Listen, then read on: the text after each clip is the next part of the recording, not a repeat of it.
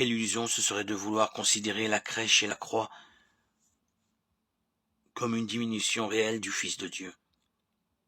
C'est en cela même qu'éclate l'amour de Dieu. C'est par là que Dieu se révèle. Si l'on voulait substituer aux humiliations du Christ nos grandeurs humaines, si nous pensions même que les légitimes honneurs que nous lui rendons sont d'une certaine façon destinés à les compenser et à les effacer, alors nous n'aurions rien vu de ce que le Christ est venu nous dire de Dieu. Dieu est amour, 1 Jean 4,8. L'audacieux raccourci de saint Jean dit tout. Cet amour n'est pas un geste accidentel en Dieu. Il est son être même.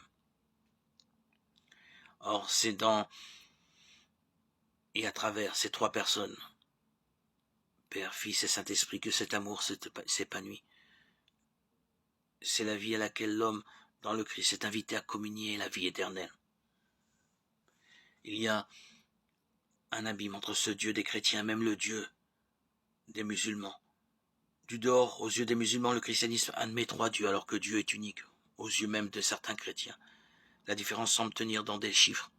En réalité, ce sont deux conceptions radicalement différentes de Dieu. Celle que le Christ nous ouvre en sa personne est en vérité un insondable mystère, mais un mystère de lumière et d'amour, d'unité vivante et rayonnante à l'infini.